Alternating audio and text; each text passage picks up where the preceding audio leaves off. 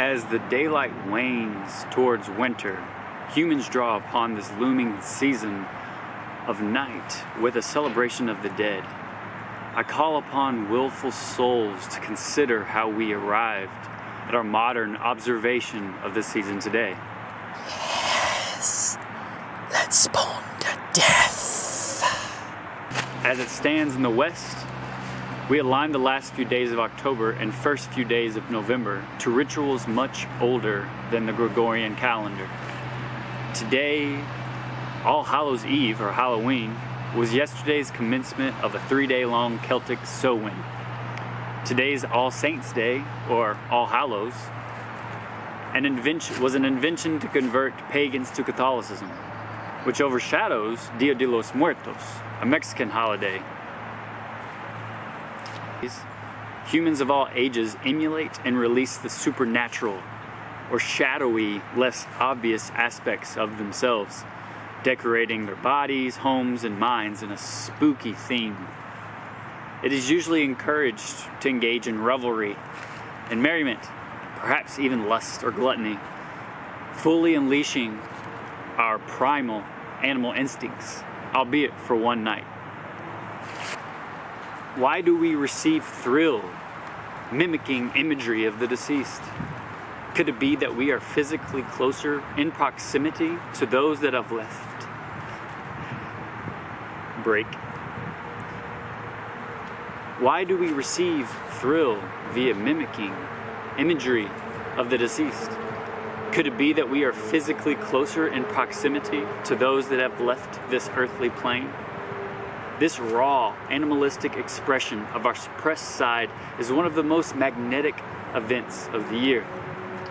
Is it perhaps we are most ourselves this night, dancing in harmony with those who no longer inhabit flesh, thus celebrating the cycle of life and death with a particular potent fashion? The unseen walking with the living for a few nights. These spirits filling our vessels have effects on our psyches, especially those closer to the other side, children, animals, sensitive folk, those who care to pay respects. Joyous to pretend to be whatever you want, to be consumed by the imagination and traits of different aspects of ourselves. This collective challenging of who we see ourselves as is electrifying, liberating, and cathartic.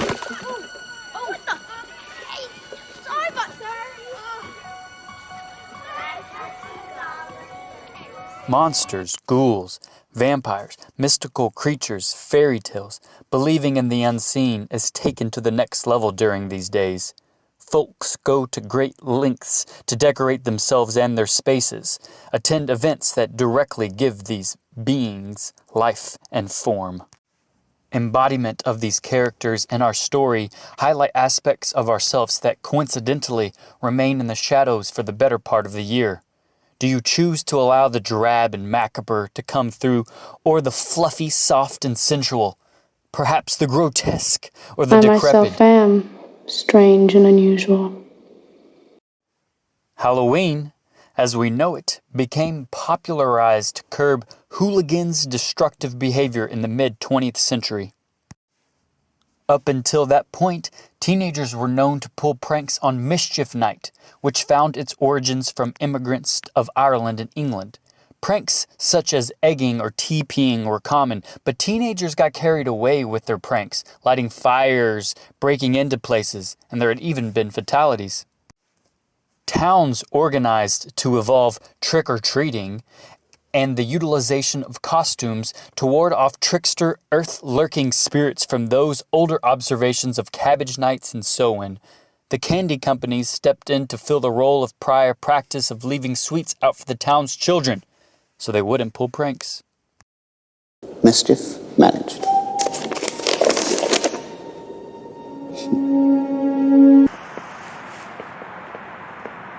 How do we get to where we are? These in-between points, these in-between spaces, in between the nodes of our destinatory mindsets, it still has a mold. It is both a stage and transitory.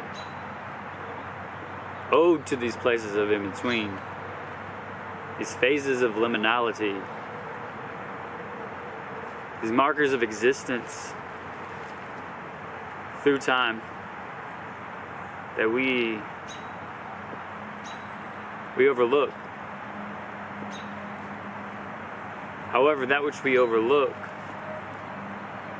with anticipation to the next because of what lay prior,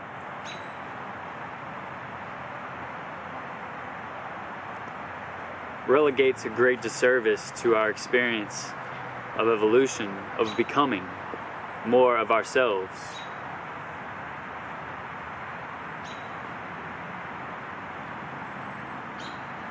When we look around at this time of the year, things are shifting. And if it's true that our inner worlds match our outer and our outer match our inner, then that gives us pause for reflection. Where are we at? Where are we going? Are we able to wade in between, at peace with the beingness of possibility?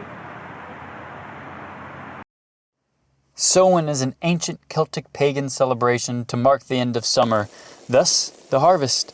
It lies halfway between the autumnal equinox and winter solstice. As we pass this time marker of the seasons, we are descending further into the darkest parts of our cyclical experience on Earth. We are reminded our finite existence as the plants are drying up, shriveling away in flames of glory, becoming the winter ahead. Thus, this is when ancestor veneration and general communion with the dead was observed. To the Celtics, at the end of the year, all homes would take the last of their fires to be gathered for a huge one. Bones of the ancestors may have been used for the fire circle to protect the light. This is where we derived the word bonfire. The hill of Tlachka was the sacred spot this was celebrated, also having mythic ties of birth and death, community, celebration of celestial and earth cycles, and not to mention aligning to others in the area, such as the sacred hill of Tara, quartz standing stones, and a volcano. During Samhain, it was understood that time's very constraints were bent, which may allow anomalies to pass through our world and the next. There were even cases where people were kidnapped by those elusive fae, ghosts, demons, or witches, which inhabit other realms of reality. There was collective effort to protect from such misgivings as two worlds became one, particularly at places of boundaries, crossroads, and thresholds. A few common associations of the season include Dumb Supper, the Witch's Sabbath, ghost stories, and fortune-telling. Dumb Supper was a feast on Samhain Eve. A place was set at the head of the table for the ancestors. No one spoke, and after, the untouched plates would be left in the woods. Witches were known to convene with their coven this night and take to the skies. Divination, or receiving answers from the other side, is especially prevalent during this time of twilight.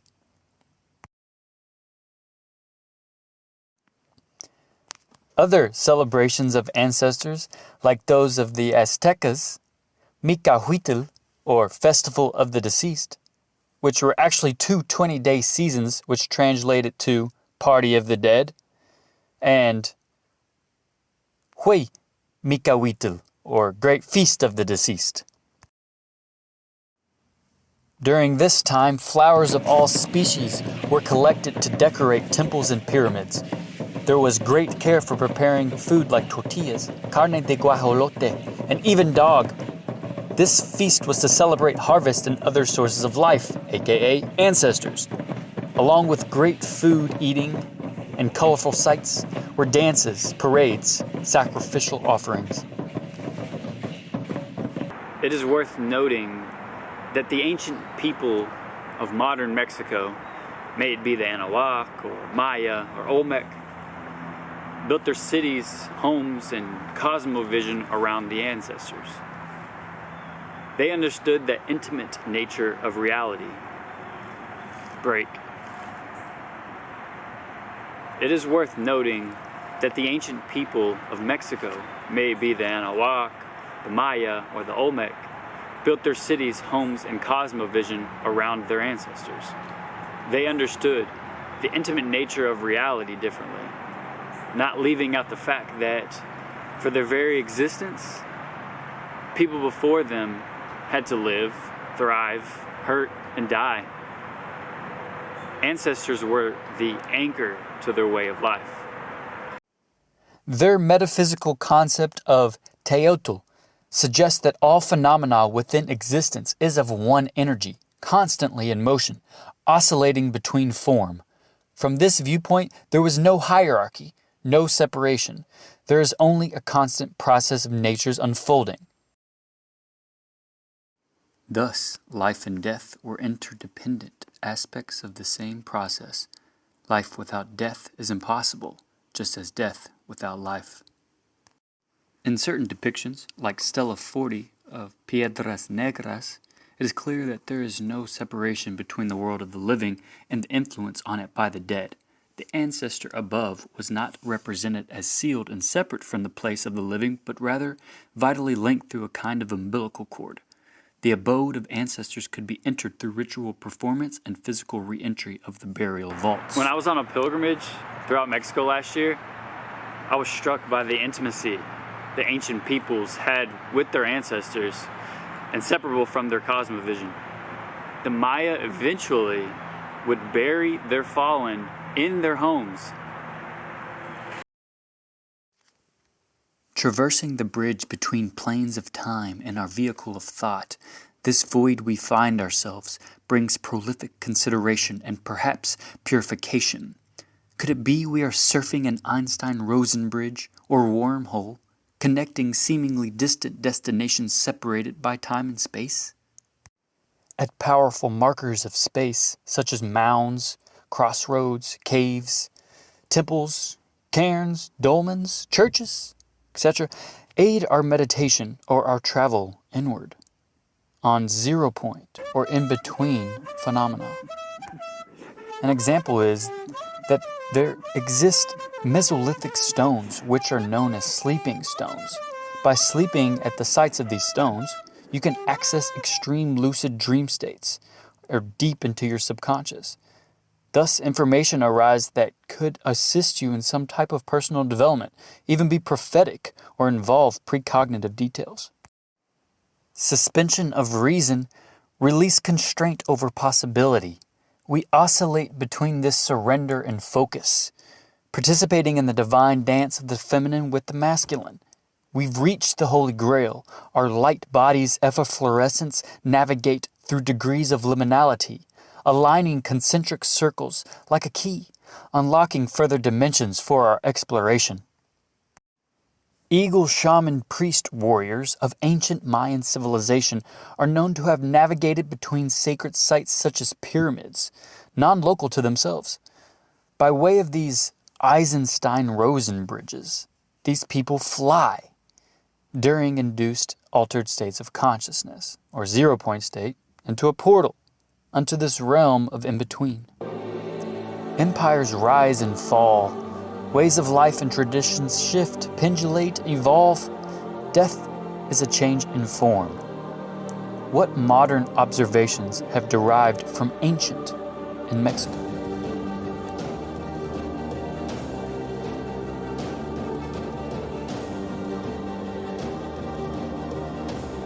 On Day of the Dead, the focus isn't on impersonal, threatening spooks. It's on celebrating with one's family, alive and dead, and remembering those who are no longer alive. It's on seeing death as another stage following life, not something to be faced with fear. I think that popular Western perspective can learn a lot from awe-inspiring festivals such as Day of the Dead. In the States, death is still widely taboo, somber, avoided at all costs until it forces itself upon you.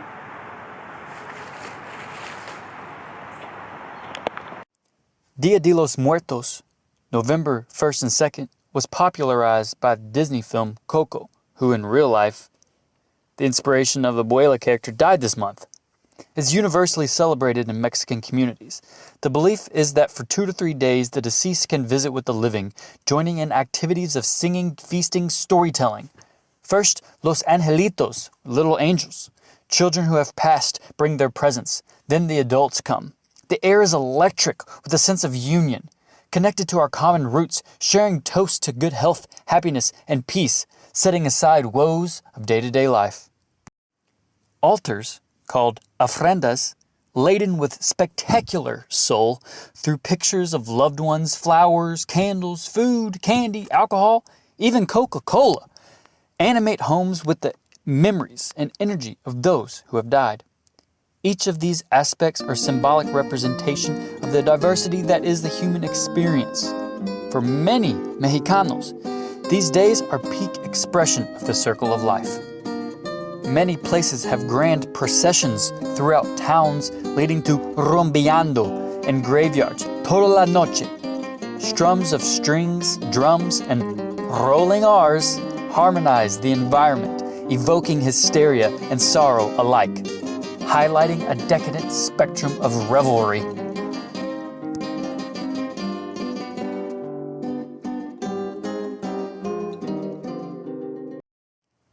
And let's not forget the most important part, tamales! To me, we as humans contribute to collective culture.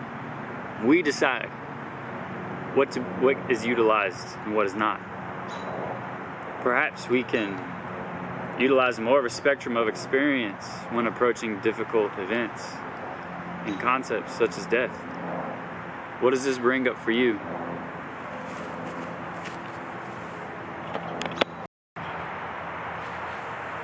I invite you to surrender, to move from a highly conscious, seen part of the year where the light has grown our harvest, to turn inward, to embrace those aspects of ourselves that we choose to remain in the dark. For as we enter further into the dark, from now until the solstice, is a prime opportunity for the evolution of being, an exploration of what could be. We honor our ancestors through revelry, through having full life experiences. We forget that to die a good death, we must live a good life. And on this new year, may we reflect on that which is no longer. And as we venerate the deceased, I'm with my peeps. Shablam. May we consider, as I've been, what needs to die? What can stay? What needs to phase shift to become more alignment, more harmony, that which we're all creating?